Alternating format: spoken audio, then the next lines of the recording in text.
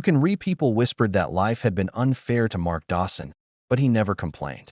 He couldn't. Not when his 6-year-old daughter Lily woke him up each morning with the soft hope only a child who has lost too much can carry. Mark had been a single dad for 3 years, ever since Lily's mom passed away unexpectedly. And every day since, he'd told himself one thing. Whatever I have to do, wherever I have to go, my little girl will never feel alone again. But the truth was painful. Money was running out. Bills were stacking up, and Mark was offered only one job. The job nobody wanted at IT was a night shift janitor position at an abandoned-looking community center on the edge of town. People joked it was haunted, cursed, a place where dreams go to die. But Mark took it anyway. Not because it was good, but because Lily deserved stability, even if it came wrapped in dust and broken tiles. And sometimes, life places us exactly where we're meant to be, even when it looks like the last place we'd ever choose. The hallways were cold, echoing. Every footstep sounded like a memory.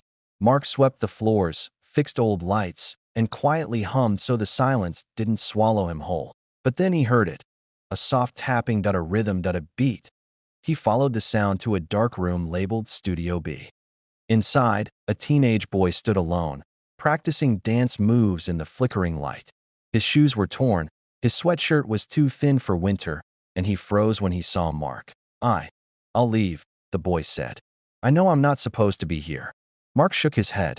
It's okay. You're not bothering me. The boy's shoulders relaxed, but only a little. Night after night, Mark noticed the boy kept returning. He always practiced alone, always looked tired, always carried sadness like it was part of his uniform. Mark finally asked, "You got a name?" "Jason." "You like dancing?" Jason shrugged. "It's all I'm good at." Mark smiled softly. Sometimes the thing you think is just something ends up being everything. Jason didn't reply, but a tiny spark lit in his eyes, and slowly, over the coming weeks, something unexpected happened. Jason began waiting for Mark. Mark began staying a little longer.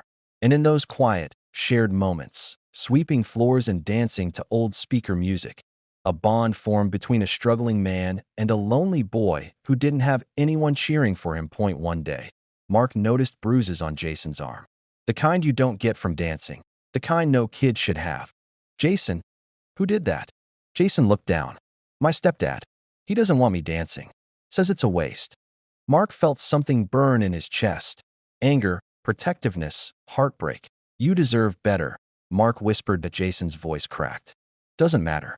The dance team tryouts are next month. Nobody believes I'll make it anyway. I don't even have proper shoes." And that's when Mark did something he didn't plan. He went home, opened the dusty wooden box where he kept the last emergency cash he'd saved for Lily, and he took half of IT. It wasn't much, but it was enough. The next night, he handed Jason a bag. Inside, a new pair of dance shoes. Jason stared as if holding gold. "Why would you do this for me?" he whispered. Mark paused, swallowing the emotion tightening his throat. "Because someone once helped me when I was your age," he said. "And kindness still matters." The words came naturally, not as a lesson, not as a line, but as truth he had lived out. A truth the story reminds us of. Kindness still matters. Jason walked into the studio with trembling hands but steady steps. Mark waited outside, pacing the hallway like an anxious parent. Minutes passed, then an hour. Finally, the door opened. Jason ran toward him, breathless, eyes wide, voice shaking. "I got in. Mark, I made it." Mark laughed, grabbed him by the shoulders, and pulled him into a hug. "I knew you would." But the real shock came next. A woman approached them, elegant, confident, carrying a clipboard. "Are you Mark Dawson?" she asked. "Yes. I'm the director of the new Community Youth Arts program. We've been looking for someone responsible, patient, and compassionate to help run it. Jason speaks very highly of you."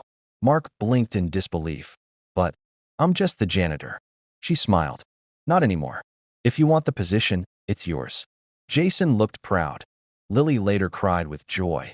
And Mark? He finally felt seen. Not for what he swept or scrubbed, but for who he was. That night, as he tucked Lily into bed, Mark whispered, "Sometimes life gives you the hardest roads, just to lead you to the most beautiful places." He didn't take the job nobody wanted because it was easy. He took it because love pushed him forward.